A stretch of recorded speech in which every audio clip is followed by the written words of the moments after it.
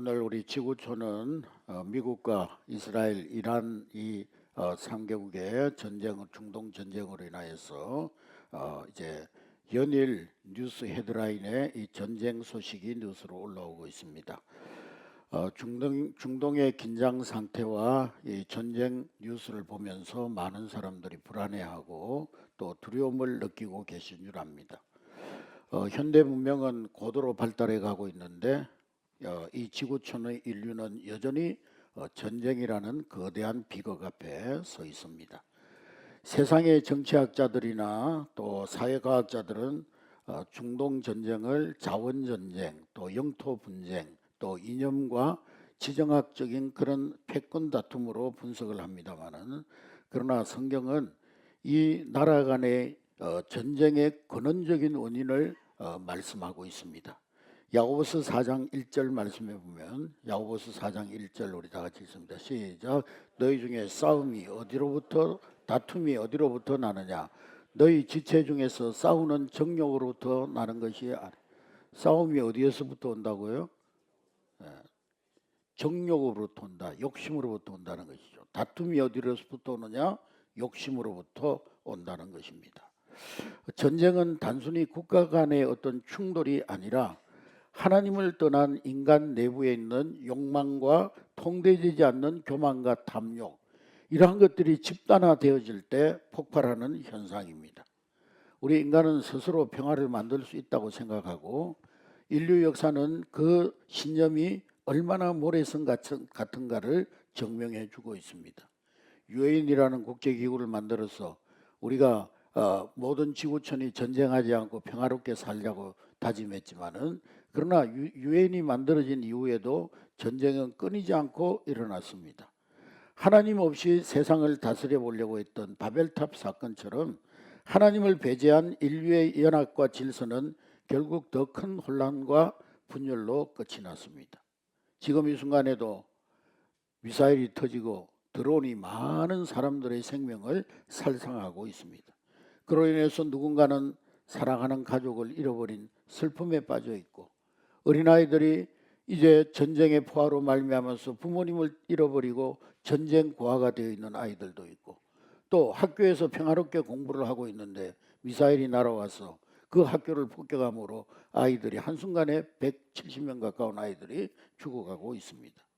우리는 묻게 됩니다. 하나님, 왜 이 지구촌에 이런 전쟁이 있어야 하는 겁니까?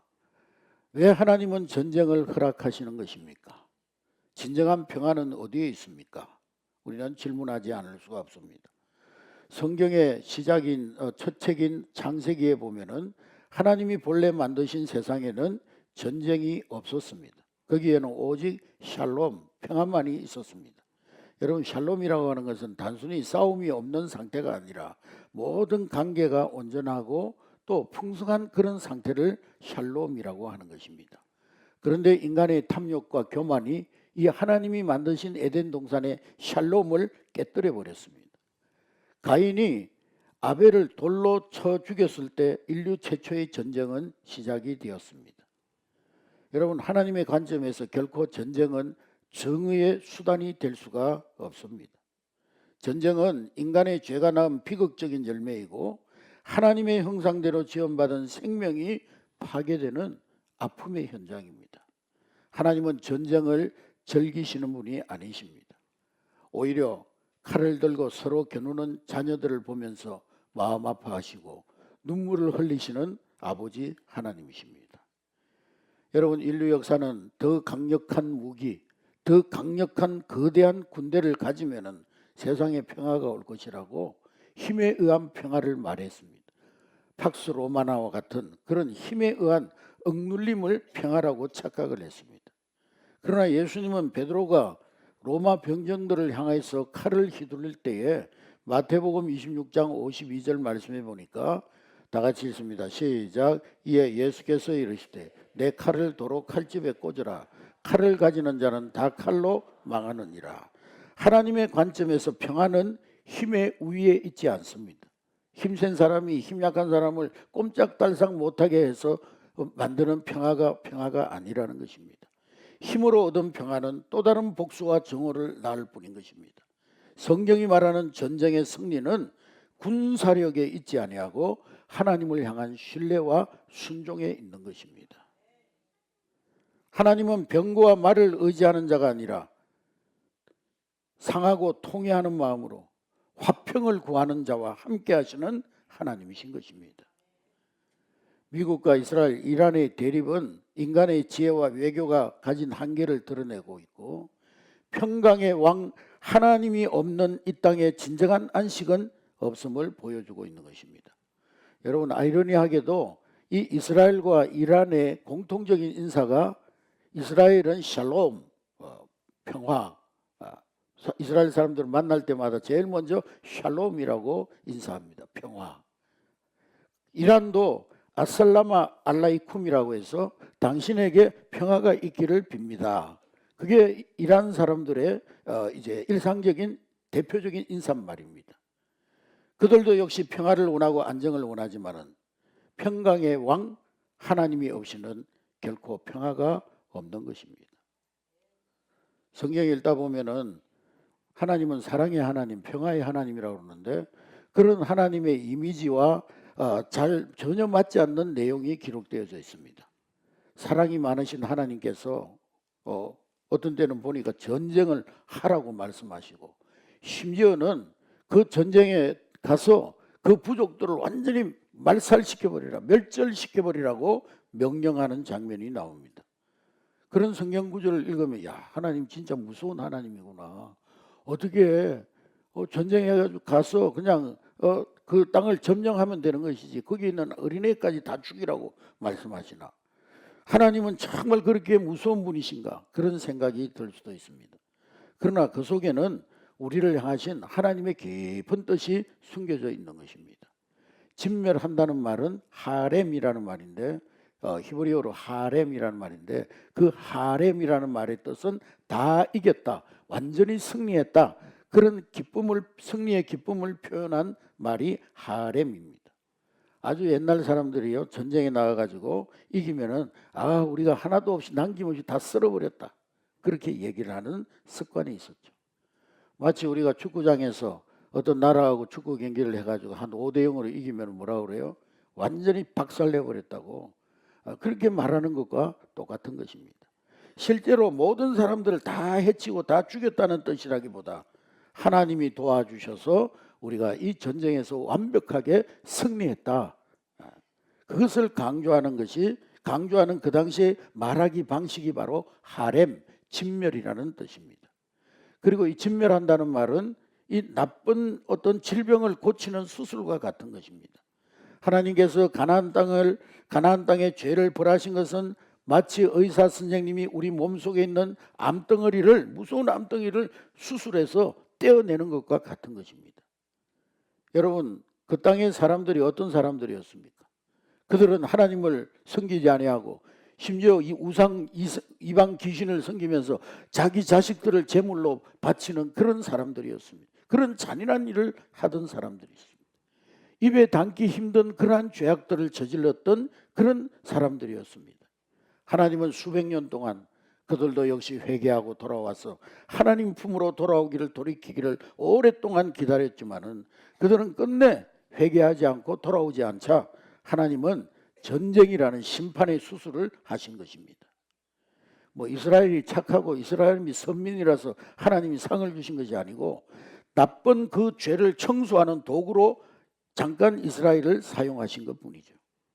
나중에 이스라엘도 똑같은 죄를 범할 때 우상 숭배하고 그들이 하나님을 떠나고 하나님의 말씀을 우습게 여길 때 하나님은 또 이방 나라들을 통해서 그 이스라엘을 하나님께서 멸망시켜 버렸었어요. 바벨론으로 끌려가고 아수르로, 포로로 끌려가고. 하나님은 언제나 누구에게나 공평하신 분이시기 때문인 것입니다. 그리고 진멸하라는 것은 우리의 영혼의 예쁜 꽃밭을 지키기 위해서입니다. 여러분, 예쁜 꽃밭에 잡초가 자라거나 독초가 자라면은 어떻게 되겠습니까? 잡초도 생명이니까 그냥 둬야 된다, 독초도 생명이니까 그냥 두자, 그러겠습니까? 만일에 그냥 두면은 금방 그 꽃밭은 잡초밭이 되고 독초밭이 되고 말 것입니다. 잡초는 뿌리까지 뽑아야 꽃들이 건강하게 자랄 수가 있는 거예요. 하나님은 이스라엘 백성들이 가나안의 나쁜 습관을 배워가지고 마음의 꽃밭이 망가질까 봐 걱정하셨어요. 나쁜 것은 흉내도 내지 말라고 처음부터 딱 끊어내라고 말씀하신 것입니다. 진멸, 하렘인 것입니다. 그래서 오늘날 하나님이 우리에게 주시는 진멸이라는 명령은 뭐 우리하고 종교가 다르고 사상이 다르고 뭐 또 어떤 생각이 다르다고 해서 그 사람들하고 싸우고 전쟁해가지고 완전히 죽여버리라, 그런 하렘이 아니라는 거예요. 그 이전에 먼저 우리 마음속에 슬그머니 독초처럼, 슬그머니 잡초처럼 올라오는 그 마음속의 욕심과 미움과 또 거짓말을 하는 그런 것과 같은 마음의 잡초를 먼저 깨끗이 뽑아내라는 거예요. 우리 안에 나쁜 마음이 들어올 자리를 아예 주지 말라는 거예요. 그렇게 해서 우리의 영혼이 하나님이 기뻐하시는 아름다운 마음의 꽃밭, 평화로 가득한 그런 나라로 세워가라는 것입니다. 그게 바로 하렘이라는 말의 의미인 것입니다. 그런데 오늘 이 국가 간의 전쟁은 성경에 보니까 마지막 때에 반드시 일어나야 할 일이라고 성경은 기록하고 있습니다. 마태복음 24장에 보면 마지막 때 일어날 일을 기록하면서 예수님이 앞으로 세상 마지막 때가 되면 곳곳에서 전쟁과 난리의 소문, 지진 이런 것들이 일어날 것이라고, 그런데 이런 일은 반드시 있어야 할 일들이라고 말씀하셨습니다. 아니, 평화의 하나님이라고 그러면서 왜 성경은 마지막 때 끔찍한 전쟁이 일어난다고 말씀하고 있는 것인가? 그런 깊은 의문이 들 때가 있죠. 그런데 이 질문에 답하기 위해서 먼저 우리는 하나님의 본질을 알아야, 본심을 알아야 되는 거예요. 예레미야 29장 11절 말씀에 보면은 다 같이 읽습니다. 시작. 여호와의 말씀이니라. 너희를 향한 나의 생각을 내가 하나니 평안이요 재앙이 아니라 너희에게 미래와 희망을 주는 것이니라. 우리를 향하신 하나님의 생각은 평안이요 재앙이 아니요, 우리에게 주신 하나님은 미래와 소망을 주는 것이 하나님의 뜻이라는 거예요. 즉 사람 죽이고 세상을 파괴시키는 전쟁은 결코 하나님이 기뻐하시는 뜻이 아니라는 거예요. 어떤 이유로도 전쟁은 이 하나님이 기뻐하시는 뜻이 아니라는 거예요. 하나님은 참된 생명과 평화를 원하시는 하나님이십니다. 그런데 안타깝게도 우리가 사는 이 세상은 죄로 인해서 깊이 병들어 있습니다. 마지막 때에 일어나는 전쟁은 하나님께서 평화로운 사람들을 억지로 싸우게 만드시는 것이 아니라 인간의 내면 깊이 자리 잡은 탐욕과 교만, 끝없는 이기심이 곪고 곪아서 결국 폭발하면서 스스로 파멸을 초래하는 것이라는 것입니다. 하나님은 타락한 인간의 자유의지가 만들어내는 이 끔찍한 결과를 안타까운 마음으로 허용하시고 지켜보실 분이라는 거예요. 여러분, 우리가 이해하기 쉽게 일기예보를 보면 뉴스 끝에 일기예보를 하죠. 그 일기예보를 하면서 오늘은 폭풍이 불고 비바람이 세게 예상되니까 미리 조심하고 미리 대비하라고 그렇게 경고를 하죠. 그러면 그 태풍과 비바람을 기상캐스터가 만들어낸 겁니까? 만들어낸 게 아니죠. 성경의 예언의 말씀도 똑같습니다. 전지전능하신 하나님께서 인간의 끔찍한 죄악이 역사의 마지막에 어떤 비극을 낳을지 미리 아시고 경고하신 것뿐인 거예요. 즉 성경 속의 전쟁의 예고는 하나님이 내리시는 가혹한 명령이 아니라 다가올 전쟁의 비극을 미리 알려주시는 애타는 영적 일기예보인 것입니다. 하나님이 뭐 전쟁하라고 한 게 아니라는 거예요. 그럼 하나님이 왜 전쟁을 막으면 되지 왜 안 막았느냐? 그것은 바로 우리를 향한 완전한 구원과 영원한 평화의 나라를 완성하기 위한 마지막 단계가 바로 전쟁이라는 거예요. 여러분, 만약 우리 몸에 생명을 위협하는 치명적인 암덩어리가 퍼지면 어떻게 합니까? 환자를 살려내기 위해서 병원에 가서 수술을 하고 살을 찢고 피를 흘리는 고통스러운 수술을 감당할 수밖에 없습니다. 마지막 전쟁도 마찬가지인 것입니다. 하나님은 이 최후의 전쟁이라는 그러한 수단을 통해서, 이 최후의 전쟁이라는 비극적이고 고통스러운 과정을 통해서 수천 년간 동안 우리 인류를 병들게 만들었던 악의 세력과 죄의 뿌리를 완전히 도려내시는 것입니다. 그리고 마침내 눈물도 애통하는 것도 전쟁하는 것도 없는 완전한 평화의 나라, 새하늘과 새 땅을 우리에게 열어주시는 것입니다. 할렐루야. 마지막 때의 전쟁은 하나님이 원해가지고 하나님이 기획해가지고 만들어낸 전쟁이 재앙이 아니라는 거예요. 그것은 극에 달한 인간의 죄악이 스스로 만들어낸 필연적인 결과요. 동시에 하나님께서 그 악을 영원히 심판하시고 우리에게 참된 평화의 나라를 안겨주시기 위해서 행하시는 거룩하고 아픈 수술의 과정이라고 이해할 수가 있는 것입니다. 할렐루야.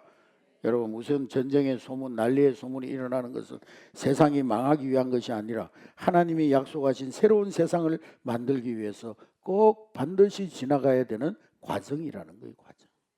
할렐루야.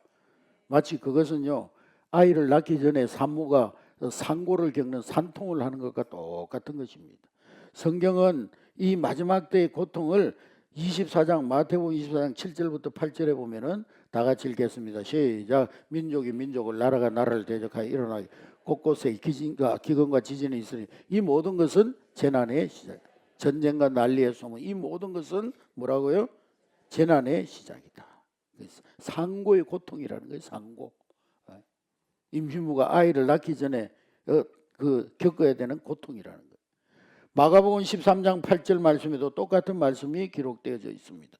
마가복음 13장 8절 시작. 민족이 민족을 나라가 나라를 대적하여 일어나겠고 곳곳에 지진이 있으며 기근이 있으리니 이는 재난의 시작입니다. 예. 오늘날 같이 민족이 나라를 대적하여 일어나는 전쟁, 그것은 바로 상고의 시작, 재난의 시작이라는 거예요. 엄마가 아기를 낳기 직전에 배앓이와 같다는 거예요. 예. 아이가 탄생하기 전에 엄마가 당하는 상고는요, 그 아픔은 말할 수가 없죠. 얼마나 고통스럽습니까? 근데 그 아픔이 끝나면 누가 태어나요? 어린아이가 태어나, 귀여운 아이가 태어나, 옥동자가 태어나는 거죠. 지금 세상이 겪는 전쟁과 혼란은 세상이 끝장나는 아픔이 아니라 바로 하나님 나라라는 새 생명이 태어나기 위해서 겪는 진통이라는 것입니다. 고통이 심해진다는 것은 역설적으로 하나님 나라가 아주 가까이 왔다는 기쁜 신호이기도 합니다. 여러분, 산통할 때 어떻게 돼요? 처음에는 막 한 1시간 간격으로 하다가 그 다음에는 30분 간격으로 하다가 20분 간격으로 하다가 10분 간격으로 하다가 막 이제는 막 1분 간격으로 막 초간격으로 하다가 엥에 하고 태어나잖아요. 그러니까 고통이 점점 심해진다는 것은 역설적으로 하나님 나라가 점점 가까이 오고 있다는 기쁜 신호인 것입니다. 할렐루야. 그리고 이 신호는 또한 잠든 영혼들을 깨우는 하나님의 알람 소리입니다. 하나님이 왜 이런 혼란을 허락하시느냐? 그것은 바로 졸고 있는, 기도는 하지 않고 말씀도 읽지 않고 아주 세상에 빠져가지고 세상의 것만 쫓아다니는 영적으로 잠들어 있는 자들을 깨우기 위한 하나님의 알람 소리라는 거예요. 깊은 잠에 빠진 사람은 작은 소리로 깨지 않습니다, 여러분. 깊은 잠에 빠져 있는 사람한테 일어나 그런다고 일어나지 않습니다. 일어나! 그래야지. 큰 소리를 해야지. 그래서 하나님은 때로는 전쟁과 환란이 나는 큰 소리를 통해서 우리가 이 땅의 욕심에만 빠져 살지 말고 하나님 나라를 바라보게 하시는 거예요. 아멘. 그래서 이 과정을 통해서 하나님은 진짜 믿음을 가진 알곡 신자인지 그저 믿는다는 모양만 가진 쭉정이 신자인지를 찾으시는 거예요. 어려움 속에서도 하나님, 저는 하나님밖에 의지할 곳이 없습니다. 하나님만이 나의 의지가 되십니다. 그렇게 고백하는 성도들을 하나님께서 마지막 때 신랑을 맞이할 예쁜 신부를 단장하는 것처럼 그렇게 거룩하고 깨끗하게 준비시키고 계시는 것입니다. 할렐루야. 그러므로 여러분, 뉴스에서 전쟁의 소리가 들려오고 무서운 재난의 소리가 들려온다 할지라도 두려워하지 말고 깨어서 등불을 준비하시기를 주의 이름으로 축복합니다. 뉴스에서 들리는 전쟁 소식에 마음을 빼앗기지 말고 그것은 하나님께서 우리에게 잠들어 있는 우리에게 깨어나라고, 일어나라고, 깨어서 기도하라고, 곧 나의 나라가 시작된다, 준비해라, 하나님의 경고의 음성, 사랑의 편지임을 깨달을 수 있기를 주의 이름으로 축복합니다. 이러한 때일수록 평생 지켜온 우리의 기도의 무릎을 다 굳건하게 하시고 하나님 말씀 안에서 담대하게 마지막 때를 준비하는 저와 여러분 될 수 있기를 주의 이름으로 축복합니다. 우리는 무서운 끝을, 세상 끝을, 세상의 종말을 기다리는 사람이 아니라 아름다운 하나님이 새롭게 지으실 새하늘과 새 땅, 새 나라, 하나님의 나라를 기다리는 사람들입니다. 그 소망을 품고 오늘도 승리하는 여러분 될 수 있기를 주의 이름으로 축복합니다. 그리고 우리는 이 구약의 무서운 이 전쟁 이야기나 또 하나님이 모두 진멸하라는 그런 말씀과 이제 신약에 넘어오면 예수님께서는 원수까지도 사랑하라고 말씀하신 그 예수님의 말씀 사이에서 우리는 하나님의 점진적 계시, 좀 어려운 말입니다만 점진적 계시. 여러분, 우리가 어린아이가 어릴 때는요, 뜨거운 막 난로에 막 손을 대려고 할 때 어떻게 해요? 에? 야, 안 돼, 맴매야. 예, 이렇게 하죠. 아니면 뭐, 떠! 그러죠. 설명이 필요가 없어요. 떠! 안 돼, 만지면 맴매한다. 예, 이렇게 무섭게 막아서죠. 왜냐? 아직 위험이 뭔지를 이해를 못하는 수준이 되기 때문에 그렇게 하는 거예요. 그러나 아이가 점점 자라나게 되면 어떻게 해요? 이제 설명을 해주죠. 야, 너 이거 만지면은 손에 화상을 입어가지고 물집이 잡혀. 너 고생한다. 그래서 엄마 아빠가 너 사랑하기 때문에 그런 고생 안 하게 하려고 하지 말라고 그러는 거야. 그럼 아이가 알아듣죠. 그래서 인류의 영적인 수준도 아직 어린아이 같았던 구약시대 때에는요, 하나님이 죄가 얼마나 무서운 것인가를 가르치기 위해서 때로는 눈에 보이는 엄격한 율법, 또 물리적인 전쟁, 이런 것들을 통해서 이런 방법을 사용하셔서 인류에게 하나님께서 죄를 깨닫게 하셨어요. 그러나 우리 인류가 영적으로 이제는 점점 자라나면서 마침내 하나님은 하나님의 진짜 본심인 사랑을 온전히 보여주셨어요. 하나님은 사랑이시다. 그 사랑의 본질을 보여주십니다. 그게 바로 신학에서 말하는 점진적 계시. 한 번에 다 보여주지 않고 차츰 하나님께서 점점 자기의 모습을 점점 점진적으로 보여주셨다는 거예요. 우리 수준에 맞춰서 차근차근 점진적으로 보여주신다는 것이죠. 캄캄한 밤에 벽에 비친 그림자 보신 적 있으신가요, 여러분? 근데 어떤 때는요, 그 그림자가 막 뿔 달린 도깨비처럼 보일 때가 있어요. 근데 불을 탁 켜면은요, 뿔 달린 도깨비가 아니라 집에서 키우는 애완용 강아지가 그림자가 잘못 비쳐가지고 그렇게 된 적이 보이는 그런 적이 있으시죠. 구약 성경에 나오는 무서운 전쟁, 진멸하라는 명령, 그것은 바로 그림자와 같은 거예요. 죄를 끔찍히 미워하시는 하나님의 거룩하심을 그림자처럼 짐작하게 해준 거죠. 그런데 이제는 세상에 참빛이 비치고 이제는 진짜 실체가 나타났어요. 하나님의 진짜 얼굴이 나타났어요. 그분이 누구예요? 예수 그리스도십니다. 근데 그 예수님은요, 원수들을, 심지어 자기를 십자가에 못 박는 그 로마 병정들을 칼로 찔러 죽이신 것이 아니라 오히려 자신을 찌르고 죽이는 원수들을 향해서 하나님, 저들이 알지 못해서 하는 것이오니 저들의 죄를 용서하여 주옵소서. 그들을 위해서 기도하셨습니다. 그리고 십자가에 아무 힘없이 피 흘려 죽으셨습니다. 그것이 바로 그림자 뒤에 감춰져 있던 하나님의 진짜 모습인 거예요. 하나님의 진짜 사랑의 모습인 것입니다. 할렐루야. 그래서 우리는 계시의 완성이라고 그러잖아요. 예수님이 하나님을 여러 선지자를 통해서 여러 말씀을 통해서 보여주시다가 이제는 그 모든 계시의 완성으로 예수님을 딱 하나님 실체이신 예수님을 딱 보여주셨어요. 그러므로 우리는 성경을 읽을 때 반드시 예수 그리스도라는 안경을 끼고 성경을 읽어야 구약 성경도 이해가 되고 신약 성경도 이해가 되는 거예요. 아멘.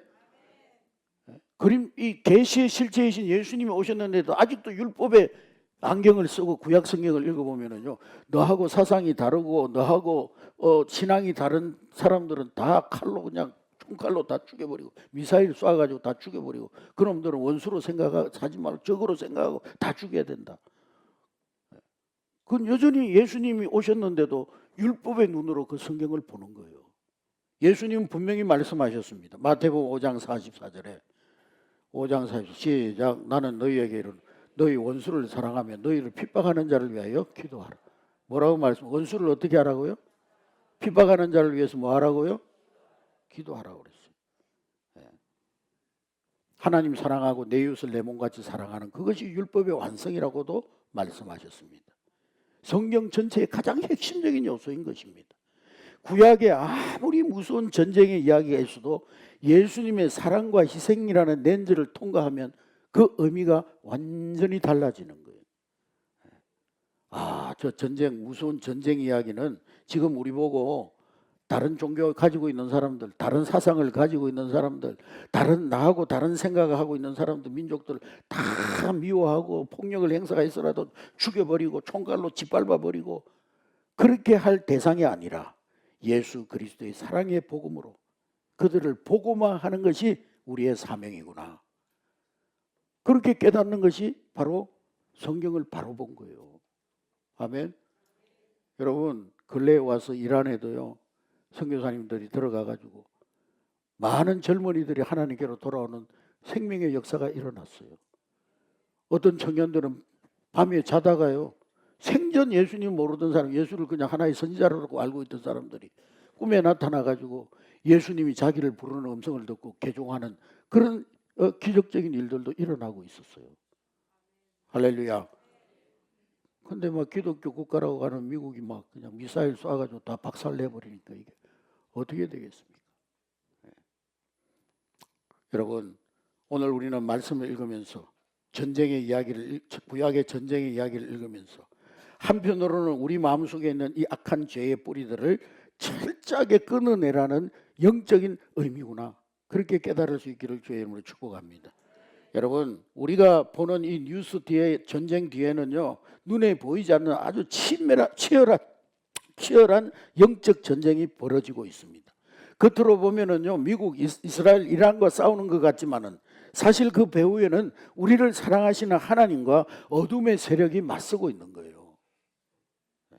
여러분, 인형극 보면은 무대 위에는 인형들이 나와가지고 막 이렇게 움직이지만은 그 뒤에는 실을 달아가지고요, 조종하는 그런 것이 있죠. 그것처럼 이 오늘날 이 전쟁은요, 영적인 그 하나님의 일을 방해하는 나쁜 영적 세력들이 있다는 거예요. 다니엘서에 보면은 바사 나라의 왕 뒤에서 하나님의 일을 방해하는 나쁜 영적 세력이 있다고 말하고 있습니다. 오늘 이 세계 곳곳에서 일어나는 무서운 전쟁도 마찬가지예요. 그냥 싸우는 것 같지만, 뭐 석유 차지하려고 싸우는 것 같지만 사실 그 뒤에는 사람들의 마음속에 미움과 화를 불어넣어서 이 세상을 완전히 망가뜨리려고 하는 어둠의 권세, 사단의 세력이 숨어 있다는 거예요.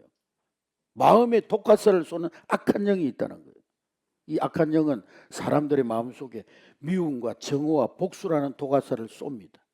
저 사람이 너 한 대 때렸으니까 너 두 대 때려. 그래야 억울하지 않잖아.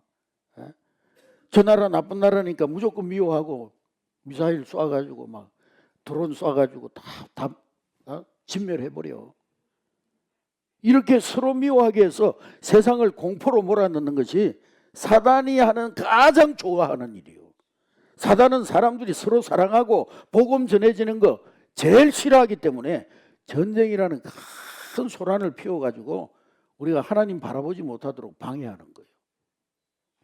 그러나 여러분, 지금 일어나는 전쟁으로 우리는 두려워하고 염려할 필요가 없습니다. 왜? 우리에게는 사단의 군대보다 훨씬 더 강하신 하나님의 군대가 함께 하시기 때문입니다. 악한 영들이 아무리 발악하고 무서운 소문을 퍼뜨리고 그런다 할지라도 하나님은 졸지도 아니하시고 주무시지도 아니하시고 불꽃 같은 두 눈으로 하나님의 백성들, 하나님의 자녀들, 하나님의 나라의 백성들을 지키시는 줄로 믿습니다. 전쟁 같은 큰 혼란 속에서도 하나님은 사랑하는 아들아 딸들아 무서워하지 마라. 내가 너희와 함께하고 너희들을 지키고 있단다. 물 가운데 지날 때, 불 가운데 지날 때에도 나의 의의 오른손이 너희를 붙들고 있단다. 그러면서 구원의 역사를 차근차근 이루어가고 계시는 줄로 믿습니다. 여러분, 세상이 미움으로 가득할 때 우리 믿는 사람들은 믿지 않는 사람들과 똑같이 사단이 쏘는 이 미움의 화살을 쏘아서는 안 되는 것입니다. 성도들은 이 나라와 세계 평화를 위해서 기도의 방패를 들어야 될 줄로 믿습니다. 그리고 나하고 생각이 다르고 종교가 다르고 뭔가 다르다고 해서 그 사람들을 타도의 대상으로 삼고 미워하고 그들과 전쟁을 일으키는 대신 먼저 그러한 당신도 나는 예수님의 사랑으로 사랑한다고, 그 사랑으로 사단을 이겨야 하는 것입니다. 악에게 지지 말고 뭘로 악을 이기라?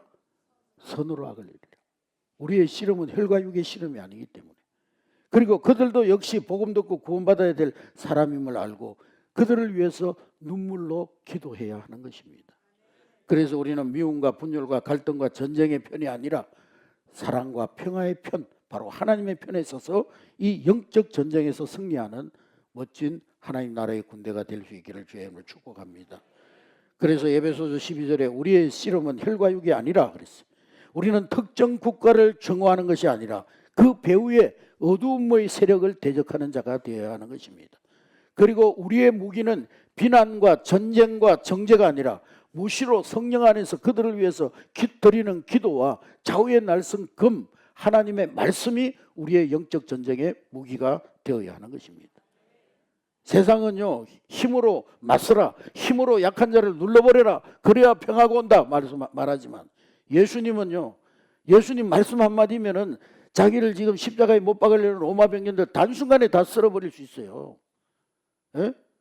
예수님은 하나님이신데 하늘로부터 막 그 순간에 번개를 내려가지고 그 사람들 다 번개 벼락을 쳐버리면은 한순간에 다 그 사람들 물리칠 수 있어요. 근데 예수님 그렇게 하셨습니까?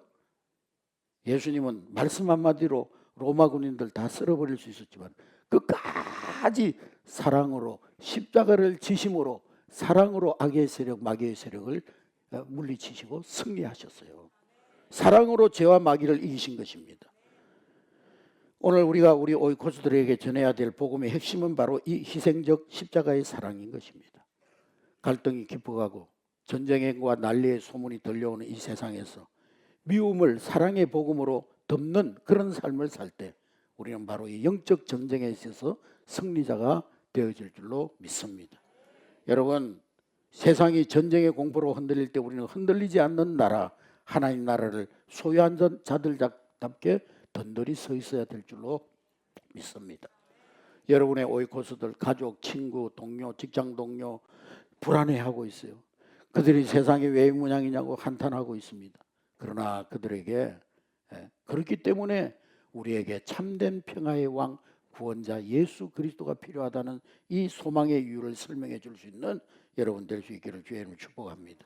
우리가 무릎 꿇고 기도할 때 이 미국과 이스라엘과 이란의 상처 입은 영혼들을 향한 하나님의 긍휼이 흘러가게 될 줄로 믿습니다. 우리가 사랑의 복음을 전할 때 총성이 울리는 이 세상 한복판에 하나님 나라의 평화는 시작될 줄로 믿습니다. 여러분의 삶 현장에서 영적 파수꾼이 되어서 세상을 위해서 중보하고 평화의 복음을 심는 여러분 되시기를 주의 이름으로 축복합니다. 여러분, 주님 오시는 그날까지 세상은 여전히 요동치고 전쟁의 소문은 끊이지 않을 것입니다. 그러나 우리는 두려워하지 않습니다. 하나님이 역사의 주관자이시기 때문에 그 역사의 주관자이신 하나님이 오셔서 결국에는 우리의 모든 눈물을 닦아주실 것이기 때문인 것입니다. 할렐루야. 여러분, 이번 한 주간 뉴스 보면서 불안해하기보다는 하나님 앞에 기도의 무릎을 꿇는 여러분 될 수 있기를 주의 이름으로 축복합니다. 여러분 가정, 일터, 그리고 여러분 직장에서, 여러분 삶의 현장에서 여러분들의 오이코스들에게 너희에게도 평강이, 하나님의 평강이 있을지어다. 주님의 평화를 흘러보내는 평화의 도구, 평화의 통로가 될 수 있기를 주의 이름으로 축복합니다.